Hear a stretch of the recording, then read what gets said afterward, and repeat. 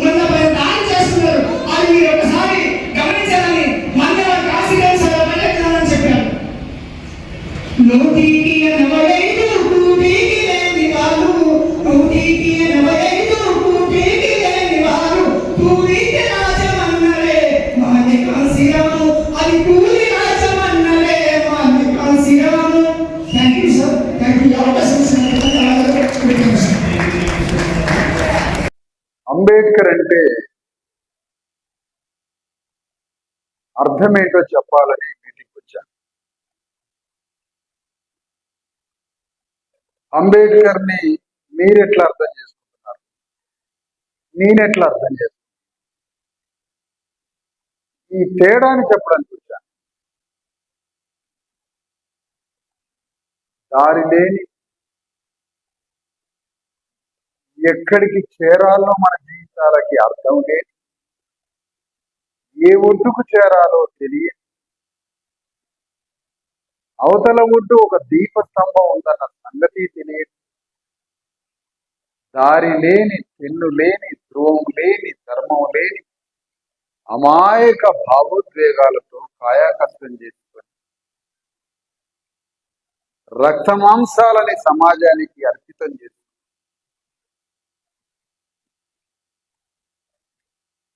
అంబేద్కర్ ని ఒక దేవుడుగా మాత్రమే సంవత్సరానికి ఒకసారి పూజించి అమాయకంగా ఇంటికి పోయే మనందరికీ అంబేద్కర్ అంటే అర్థమేంటో చెప్పడానికి వచ్చాను.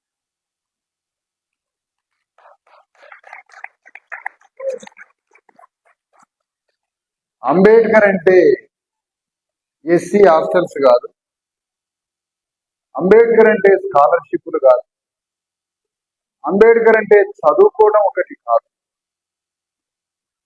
అంబేద్కర్ అంటే సాంఘిక సంక్షేమ హాస్టళ్లు, గురుకుల పాఠశాలలు కాదు, అంబేద్కర్ అంటే వార్డెన్లు, ఎస్సీ ఎస్టీ అట్రాసిటీ కేసులు కాదు, అంబేద్కర్ అంటే కేవలం పూజించే దేవుడు కాదు, అంబేద్కర్ అంటే రాజకీయ యుద్ధం.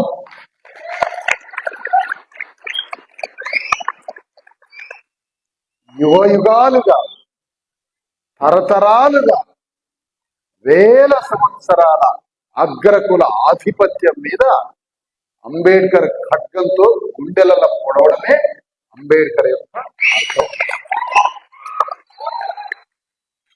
దానికోసం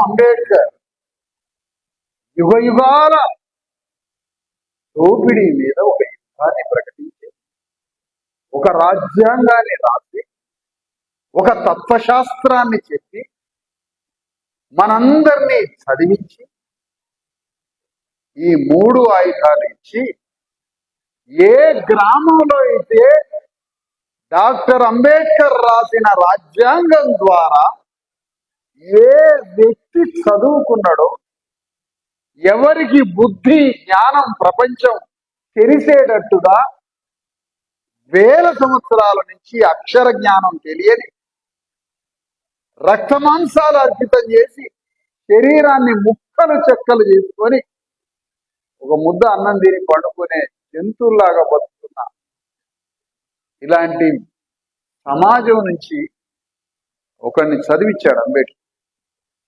ఆ చదివించిన వ్యక్తి ఎవరైతే ఉన్నాడో, అంబేద్కర్ పండు తిన్న ఆ చదువుకున్న వ్యక్తిని అంబేద్కర్ ఏం కోరుకుంటుండంటే, ఓ చదువుకున్న యువకుడా, నా వేల సంవత్సరాల యుద్ధ ఫలితంగా, నా రాజ్యాంగ ఫలితంగా, ఓ చదువుకున్న యువకుడా, అదే గ్రామంలో, నువ్వు పుట్టిన గ్రామంలో మనల్ని వేల సంవత్సరాల నుంచి దోపిడీ చేస్తున్న ఆ రెడ్డి భూస్వామి మీద ఎదురుగా నిలబడి వాడి మీద యుద్ధం చేసి, వందల వేల సంవత్సరాలుగా ఏ గ్రామంలో మన అయ్యల్ని అమ్మల్ని దోపిడీ చేస్తున్నాడో ఆ రెడ్డి రాజకీయాన్ని సమాధి చేసి వాని మీద యుద్ధం చేయడానికే నిన్ను చదివించిన అని చెప్తున్నాడు అంబేద్కర్. ఇప్పుడు దురదృష్టవశాత్తు చదువుకున్నాడు పరారైండు, హైదరాబాద్ వెళ్ళిపోయాడు. ఇప్పుడు చదువుకున్నోడు మనల్ని వదిలిపెట్టి పోయిండు కదా, ఆ చదువుకున్నోడిని మళ్ళా తిరిగి నాకు తెచ్చియాలి, ఆ చదువుకున్నోడు వచ్చి మాకు నాయకత్వం వహించి ఈ రెడ్డి రావులు అగ్రకులాల వ్యవస్థ మీద ఎదురెదురుగా నిలబడి అంబేద్కర్ ఖడ్గాన్ని బొడ్ల పెట్టుకొని రాజకీయ తలలు నరకడానికి ఈ చదువుకున్నోడిని యుద్ధంలో తిప్పడమే అంబేద్కర్ ఉద్యమం.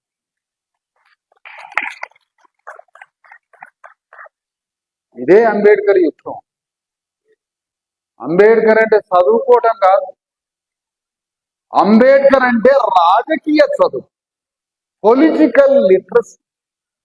అంబేద్కర్ అంటే రాజకీయ యుద్ధం. అగ్రవర్ణ వ్యవస్థని కూలదోసి తరతరాల దోపిడీ, అగ్రవర్ణ దోపిడీ వ్యవస్థని రాజకీయంగా నేలమట్టం చేసి మన బీసీ ఎస్సీ ఎస్టీ రాజ్యాన్ని స్థాపించడం. ఇది అంబేద్కర్ యుద్ధం.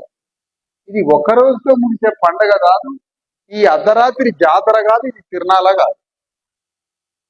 ఈ రోజు ఒక స్ఫూర్తిని పొంది, ఒక సంకల్పాన్ని పొంది, ఒక ఆలోచనని పొంది రేపు పొద్దున్న నుంచే రాజకీయ యుద్ధాన్ని ప్రారంభించారు. ఎవరి మీద? మన ఎన్ని శరీరాలు, మనకు ఆత్మ లేదు. మన ఆత్మని ఎవడు కట్టలే. మన శరీరం చెప్పినట్టుగా వింటాం మనం.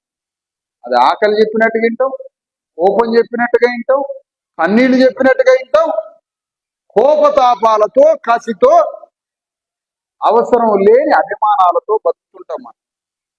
అదే మనలో ఆత్మ కట్టుకున్నట్లయితే ఆత్మ చెప్పినట్టు వింటాం. మరి నీలో ఆత్మేది? ఆత్మే లేనప్పుడు ఆత్మ గౌరవం ఎక్కడి?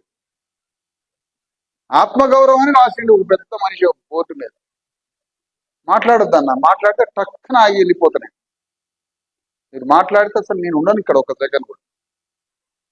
ఆత్మగౌరవం అంటే అసలు ఆత్మ ఉండాలిగా నీ గుండెల.